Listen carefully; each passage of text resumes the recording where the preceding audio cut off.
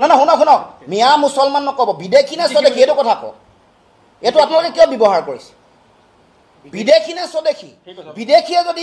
দখল কৰিছে কিয় ধৰা নাই তেওঁলোকক কিয় কৰায়ত্ব কৰা নাই মুখ্যমন্ত্ৰীয়ে মাটি দিয়াৰ কাৰণে ৰাষ্ট্ৰদ্ৰোহত মুখ্যমন্ত্ৰী এৰেষ্ট হ'ব লাগে নে নালাগে কিয় মিয়াটো আপুনি কয় বিদেশী নে স্বদেশী এইটো কওক বিদেশী নে স্বদেশী বিদেশী নে স্বদেশী এইটো কওক ন ধৰ্মৰ ভিত্তিত বিদেশী চিনাক্তকৰণ কিয় ক'ব ধৰ্মৰ ভিত্তিত উচ্ছেদ নহয় বেলেগ বেলেগ ধৰণৰ বিদেশীয়ে আমি বিদেশীয়ে ধৰ্ম নাই ইয়াত কোনো জাত পাত নাই ৭১ চনৰ ২৫ মাৰ্চৰ পিছত অহা বিদেশীক কৰায়ত্ব কৰি তেওঁলোকক বহিষ্কাৰ কৰিব লাগে মুখ্যমন্ত্ৰীয়ে যদি নাই পৰা চাৰেণ্ডাৰ কৰিব লাগে বেলেগক মুখ্যমন্ত্ৰী দায়িত্ব দিব লাগে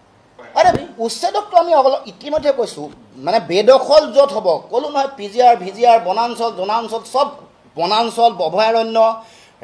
জনজাতীয় আৱেষ্টনী এইবোৰতো বিধিমতে হ'ব লাগে এইটো কোনে বাধা দিছে যোৱা ৫.৫ মোৰ প্ৰশ্ন হ'ল যোৱা ৪.৫ বছৰে মুখ্যমন্ত্ৰী ক'ত হৈ থাকিলে ২৬ৰ নিৰ্বাচনৰ ছমাহৰ আগত মুখ্যমন্ত্ৰী কেনেকৈ হাৰ পালে এই কুম্ভকৰ্ণ নিদ্ৰা কোনে জগালে বজাই থকা ঢোলটো কোনে বজাইছে এইটো মোক প্ৰশ্ন উত্তৰ দিব লাগে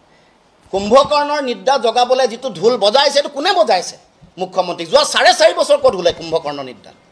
মানে মুখ্যমন্ত্ৰীয়ে বিদেশীৰ ওচৰত বেয়াকৈ আঁঠু লৈছে হিমন্ত বিশ্ব শৰ্মাই অতি লাজ লগাকৈ দৃষ্টিকটুভাৱে বিদেশীৰ ওচৰত আঁঠু লৈছে